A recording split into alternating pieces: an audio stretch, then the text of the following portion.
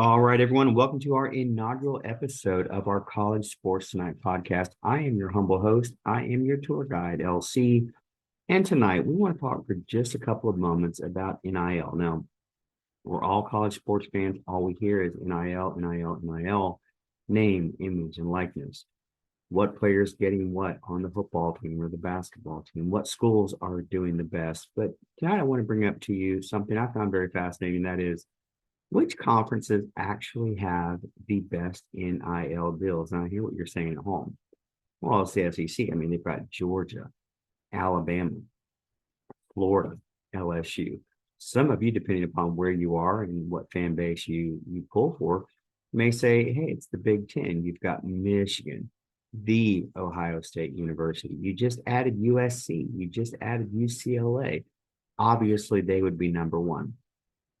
But according to Sports Business Journal, that's not completely accurate. In fact, of the top five conferences, which of course are all Power Five conferences, you might be surprised to find out that the number one conference in terms of NIL compensation, according to Sports Business Journal over the weekend, is the Big 12. That's right, that Big 12. The one that just placed TCU in the college football playoff. They played for the national championship against Georgia. They got annihilated, but they did make the championship game. Yes, that Big 12 that hired Brett Yormark based on losing Oklahoma and Texas to the SEC, replenished them with UCF, Brigham Young, Cincinnati, Houston. Yeah, that Big 12 is actually number one in terms of the amount of NIL compensation across the entire conference. Number two, that's where you're going to find the Big Ten. They are a solid number two, creeping up closer. My anticipation is they will go higher as they add USC and UCLA in the fold. That hasn't happened yet. Number three, this is going to shock everybody, and that is the Pac-12. Now, the Pac-12 is a much maligned conference. USC, UCLA decided to go to the Big Ten while voting no on expansion while they were there, basically torpedoing the conference. If Larry Scott didn't do them in, that certainly did them no favors. Then they hired George Kliavkoff. It's just what it is. But they are actually third in NIL money. Fourth, the Southeastern Conference. That's right. The team that dominates the college football playoff only comes at number four. And then fifth, bringing up the rear, and I mean significantly bringing up the rear, the ACC. Basically Clemson, Florida State, Miami, North Carolina, a little bit of NC State. They are your driving schools in terms of NIL. Does it make a difference?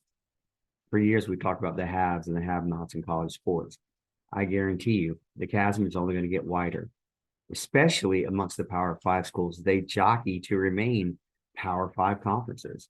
That's the struggle the Pac-12 is having right now. You're down to 10 teams. You're teetering on the edge. What are you going to do? Are you going to bring in San Diego State and SMU to fill out your conference? Okay, that'll get you back to 12 teams. Here's the problem. How much money are they going to bring? What value do they bring? The short answer is not a whole lot. Right now, their rumored television deal is somewhere between 19 and 22.5 million dollars per school. That's at 10 teams. You add 12 teams, the numbers go down. Oh, and by the way, Washington and Oregon are out flirting with the Big Ten. They went out desperately. They're going to push for unequal revenue share, which means they will get a larger portion of the pot. Everyone else will get a whole lot less. And so this is a very fluid situation in terms of NIL. But what we're going to see happen is there's going to be some fluctuation that goes. Texas, Oklahoma will be leaving the Big 12 here shortly. Going to the SEC, they'll take that NIL, those NIL dollars with them. That will leave a bit of a void in the Big 12, but we've already seen Brett Yormark do a fantastic job booking football games in Mexico City, booking basketball games in Mexico City, signing that exclusive deal with Rucker Park in New York City, contracting with Jerry World to hold the Big 12 pro days there. I mean, Brett Yormark, everything he has touched to this point has been a massive success. He's going to need to do that to keep the Big 12 at least one of the I will say the power three conferences going forward. My anticipation when the new rankings come out as the season progresses, you'll probably see the SEC Big 10 continue to fight for that top spot. I think the Big 12 is fighting for third. And I think it's really a pillow fight between the ACC and the Pac-12 or the Pac-10, whatever they're going to call themselves going forward.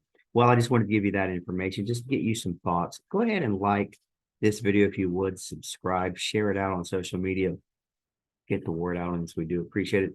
I'd love to hear your feedback. Where do conferences go? Now, we haven't even touched on a group of 5 conferences who are dealing with NIL also, and how that chasm is only going to widen. So, again, my name is LC. This is our first video here on our College Sports Night podcast. What do you think? We know that NIL is not going anywhere. We know that NIL is here to stay. But how's it going to affect the upper echelon teams? Is it going to affect the upper echelon teams and conferences in college football? Is that also going to cause a division when it's all said and done? I look forward to hearing your thoughts, and we'll talk to you again soon.